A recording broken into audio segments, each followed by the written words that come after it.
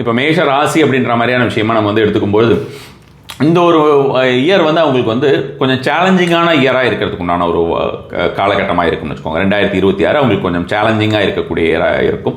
But அந்த challenge அப்படின்ற மாதிரியான விஷயம் வந்து அவங்களுக்கு growth அதிகமாக கொடுக்கக்கூடியதாக இருக்கும். அந்த சேலஞ்சை வந்து அவங்க ஃபேஸ் பண்ணுறது, சேலஞ்ச் அப்படின்ற மாதிரியான விஷயங்கள் நிறைய பேர் வந்து ஒரு அப்டக்கல்ஸ் அப்படின்ற மாதிரியோ அல்லது வந்து கஷ்டம் அப்படின்ற மாதிரியோ அந்த கஷ்டமாக பார்க்காம அதை ஒரு சேலஞ்சாக பார்த்தோம்னா நமக்கு அது ஒரு growth ஆப்பர்ச்சுனிட்டியாக வந்துருப்போம்.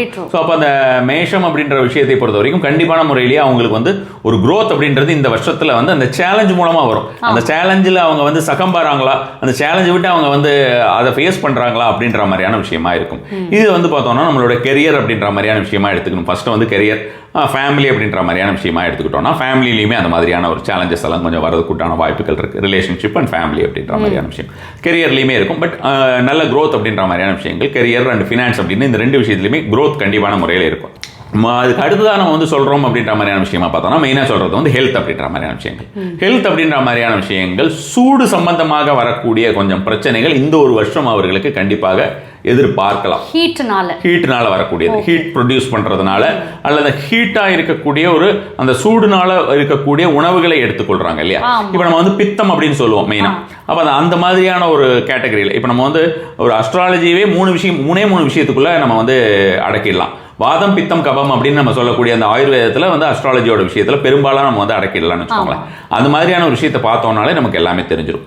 அது வந்து ரொம்ப முக்கியம். ஸோ இப்போ அந்த பித்தம் அப்படின்ற மாதிரியான விஷயங்கள் வந்து மேலோங்கக்கூடிய ஒரு காலகட்டமாக இந்த ஒரு காலகட்டம் 2026 இருக்கும். ஸோ இப்போ பித்தம்ங்கிறது மேலோங்குது அப்படின்னும் போது நமக்கு வந்து டிசிஷன்ஸில் வந்து கொஞ்சம் தப்பாக இருக்கும். நம்ம எடுக்கக்கூடிய டிசிஷன்ஸ் வந்து கொஞ்சம் தவறாக இருக்கக்கூடும். ஸோ அதில் கவனம் செலுத்தக்கூடியதாக இருக்கும். அந்த சேலஞ்சஸை அவங்க கரெக்டாக கொண்டு போயிட்டாங்க அப்படின்ற மாதிரி இருந்ததுன்னா ரொம்பவே நல்லா இருக்கக்கூடிய ஒரு அமைப்பாக இருக்கும். சிந்திச்சு வேலை செய்யணும். அந்த அவேர்னஸ் அப்படின்ற மாதிரியான ஒரு விஷயங்கள் இருந்ததுன்னா போகும். ப்ராப்பராக வந்து சில டைமில் வந்து பார்த்தோம்னா கொஞ்சம் சேலஞ்சான பீரியடில் நம்ம வந்து கண்டிப்பாக நம்மளுடைய கடமையை விட்டு தவறக்கூடாது, கடமையிலே கண்ணாக இருக்கணும் அப்படின்னு வாங்கல்ல. ஸோ அது மாதிரியான விஷயங்கள் கடமையில் மட்டும் இல்லை, இப்போ இந்த 3 ஏரியாஸ்லையுமே ஹெல்த்தில் நல்ல கவனமாக இருக்கணும். Relationship and other areas, family areas அப்படின்ற மாதிரியான விஷயம், சூடான வார்த்தைகள், இது மாதிரி நிறைய விஷயங்கள். ஸோ இதெல்லாம் நம்ம வந்து பார்க்கணும். பொதுவாகவே வந்து வேண்டாத வார்த்தைகள் பேசும்போதே அந்த இடத்துல வந்து பார்த்தோம்னா நமக்கு அந்த நம்மளுடைய ஜாதகத்தில் 2ஆம் இடம் கட்டாயிடும்.